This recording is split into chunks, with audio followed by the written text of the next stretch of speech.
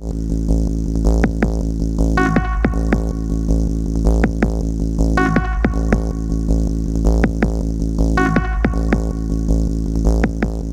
everybody, I'm Philip. And I'm Justin. And together we are Pajamas. And we are on episode 11 of season 3 of Doctor Who. Last time we had some weeping angels. Yes. In a very Twilight Zone-esque episode, which we both enjoyed very much. Very much. Yeah. We're on the home stretch of season 3, also because it's very warm and I think on the screen now. So there we go. So without further ado, let's jump right into it and start this episode. So let's get into it.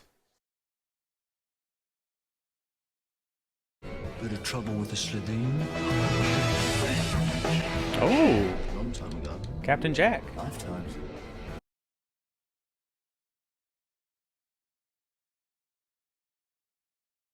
That can't be fun.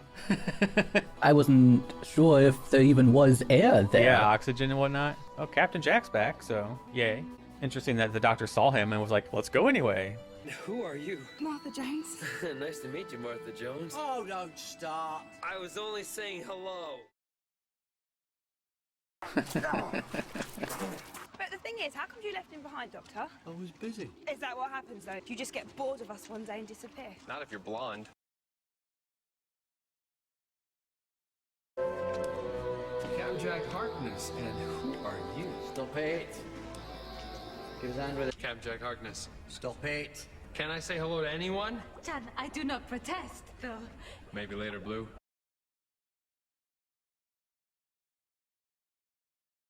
He has to flirt with everything. Stable footprint, you will never achieve escape velocity. But how did you do that?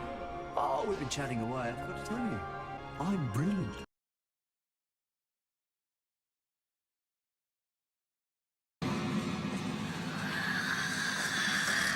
She doesn't need to show her teeth every time. We understand.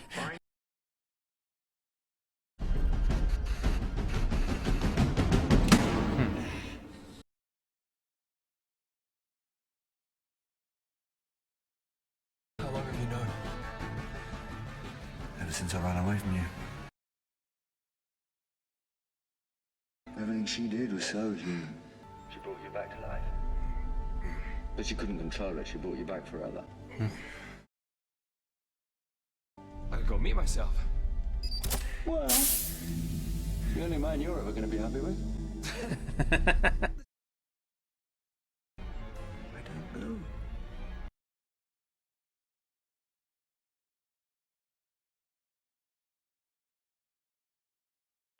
You are not alone.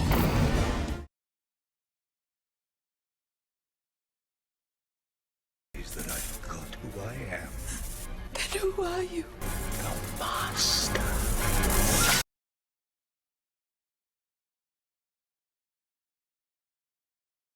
Asking me really properly, just stop. Just think. Use my name. Master.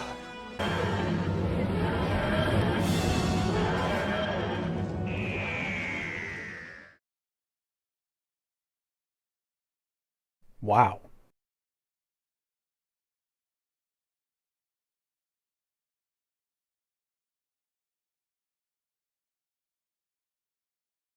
It's true. Wow. I had goosebumps there. For like the last 5 minutes, I was like, wow. Like, let's go wrap up this episode. We are in such a state of shock. Another Time Lord. Yeah. An evil Time Lord by the looks of the Master. Huh. This is a tale of two halves for me. The first half, wasn't really digging. It was cool to see Captain Jack back and all that. But the Doctor was being the Doctor and, you know, the usual. And I probably glanced at the camera Well, he is brilliant. a handful of times. And but that second half, holy crap. Very suspenseful. Very just like... Like, when's the last time something ended and we just looked at each other in like astonishment with no words? Like, we're just like, yeah, that reveal, the build to it was well done. Makes me wonder if the doctor picked up on it when he said he was hearing drums. Because I thought that's a really horrible form of tinnitus. I was assuming that it was some sort of head injury. That Yeah. Well, now that we have hindsight, we can look back. Is that like something? Is that? I'm not sure if that was just a happenstance thing or if that's a Time Lordian thing. Because maybe that could have tipped the doctor off as to something. Very well done. Very well done. That not only did the face of Bo predict this, but spelled it out. You are not alone. Yana. That's amazing. That reveal was so good. So good. Yeah, like holy shit. But all those years of never opening Yeah. a watch, I would have at least been curious about, oh, it's a very pretty looking watch on the outside. I wonder what it looks like on the inside. I was going to nitpick that where they landed was kind of and the future kind was kind of and everything was kind of because I said I wasn't feeling it. But it all makes sense now because we were planting seeds the entire time. Makes you wonder then that if the professor, the master, started having those reactions that he was having, did that just happen when the doctor landed? Or was in proximity?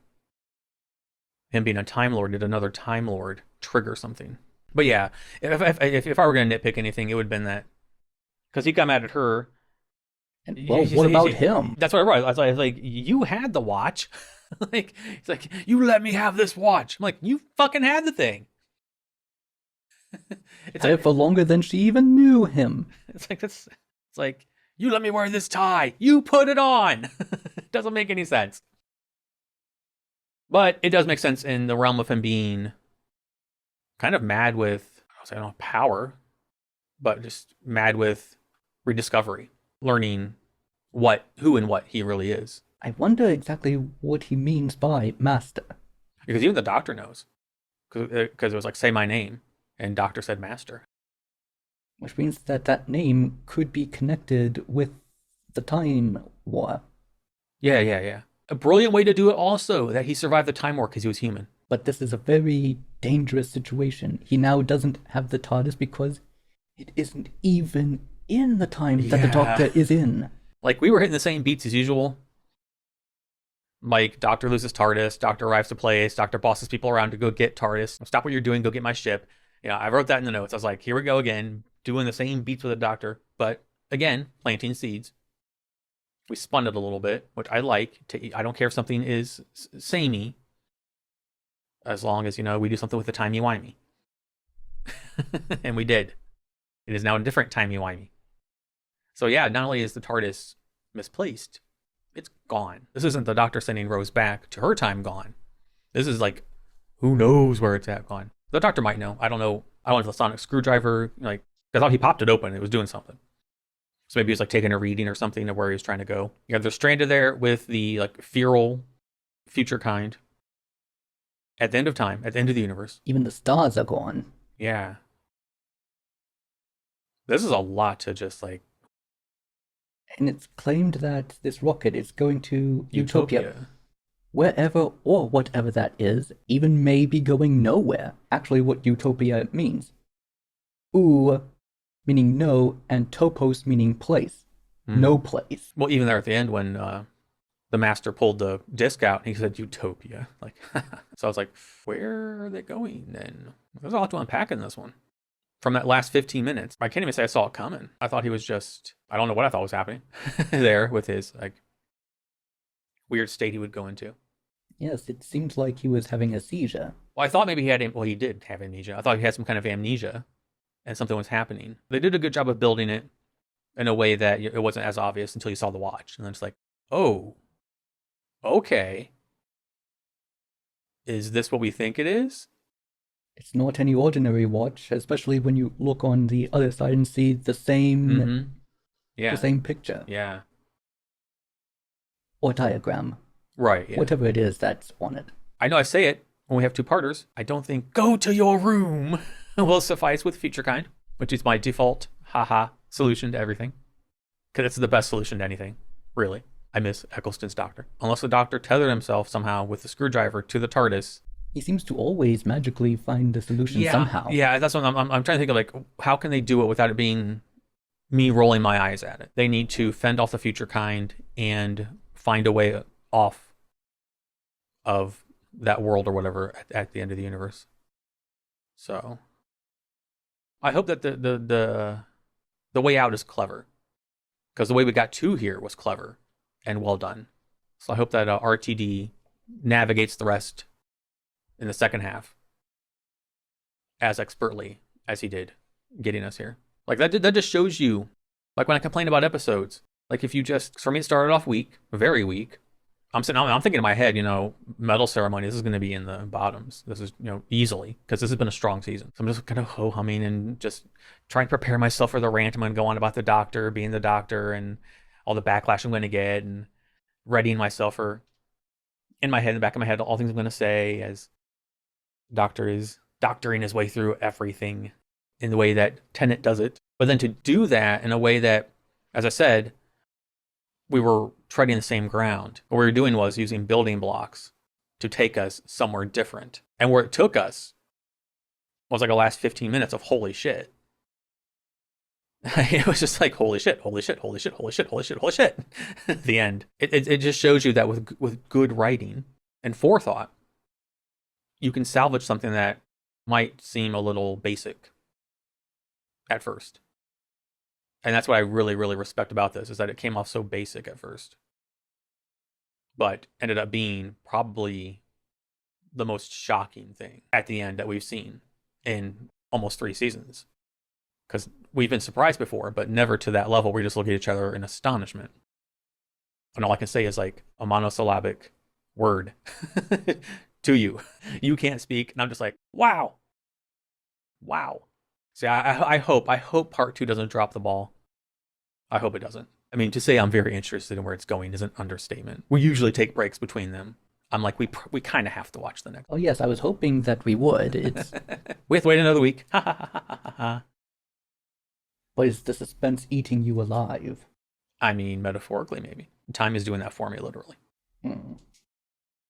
Imagine being someone who not only cannot die, but is also immune to radiation. Right, yeah. It didn't even alter his genetic makeup or anything like that. Yeah. So he may not be able to die, but can he at least be affected? That's what I was thinking as well when he was in the radiation. I'm like, why isn't he like blistering or like Wolverine? Wolverine can take damage. Wolverine heals from it, but he takes physical damage.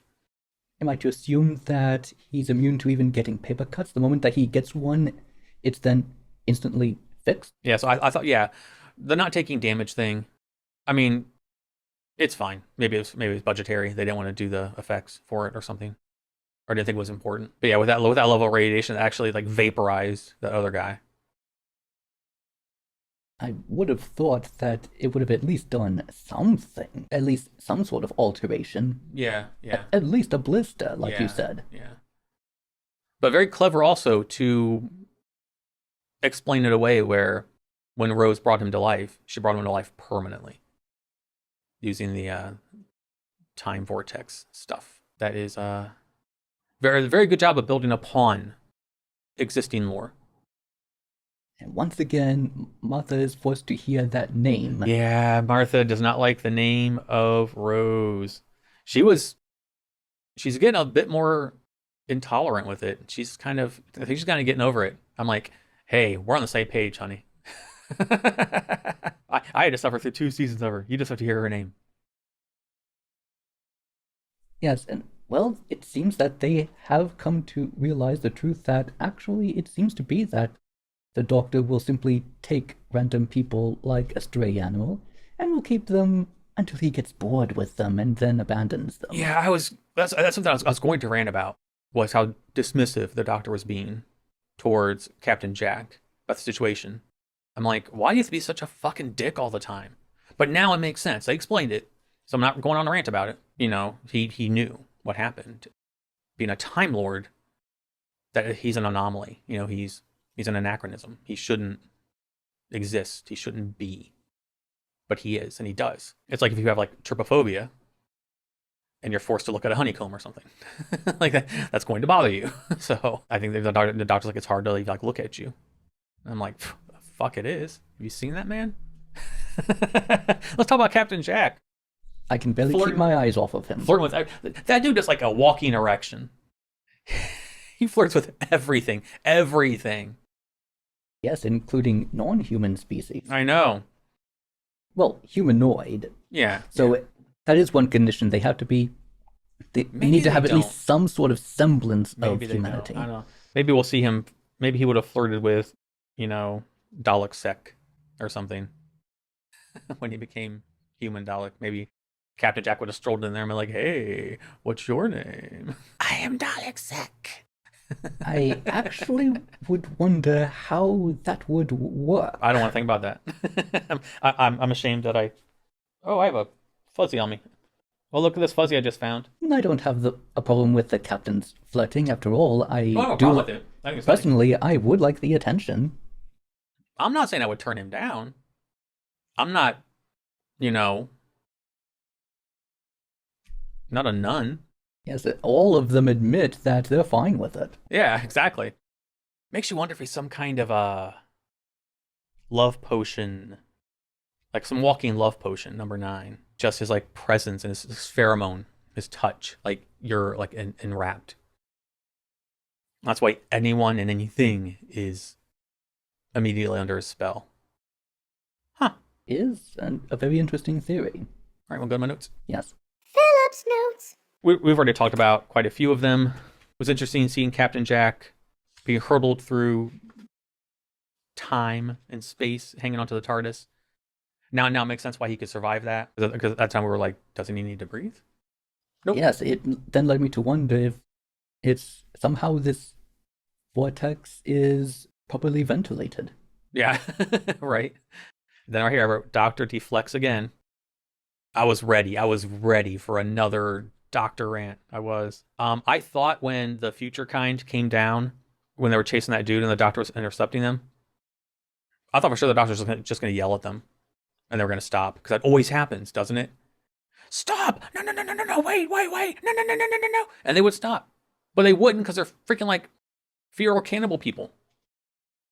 Assuming that they are also descendants of humans. And then Captain Jack was like, why did you, leave me? And the Doctor kept saying, I was busy. And I'm like, you're such a dick. I was so ready. I had the gun loaded. And I was like, he sounds like a jilted lover. It was explained. It makes sense. It's possible. Maybe he is. And I like the line where Captain Jack asks, how long have you known? And the Doctor says, ever since I ran away from you. I was like, ooh. Can we just have the Doctor and Captain Jack be an item for a while? That'd be great. And I like the idea. But the reason the TARDIS flew to the edge of the universe was to get away from Captain Jack. That is a cool way to do it. That was a cool way to do it. Martha's reactions to Rose. I mentioned that in here. We talked about that. Yes, she's getting annoyed by not only hearing her, but also that face that the Doctor gets every time that name is said. Yeah. Last part I was just writing about the big reveal. And we have an evil Time Lord, it looks like. And everything else in here is for my patrons over on Patreon. Fantastic episode. Yes. Fantastic episode. This is how you pick up a fumbled ball and run all the way to the end for the touchdown. Sports ball metaphors, everyone. I'm not really a sports person. Me either. It was forced upon me growing up. You poor thing. Do you ever find it strange that old football, but yet people have it in their hands and... America, fuck yeah, nothing ever has to make any sense. Which does make me wonder, say, this thing called soccer, it should be football. And since this football thing, since it involves socking people... Just call it like tackle ball or something, like, to reel it back into the episode, because that's not, I don't want to talk about sports ball. And it's getting progressively hotter, so. You want a sort of intermission to cool down and then see the episode, or shall we bear with the temperature? I'll probably take a minor break to get some tea or something, and a headache powder. Ollie. But yeah. So we're gonna do that. And then after that we will truck on to episode 12. Anything else you'd like to add? by this one. All right. So we're going to prepare to do that. As always, I don't have a fancy outro, so simply say thank you for watching, and we will see you in the next one. Until then, goodbye. Goodbye.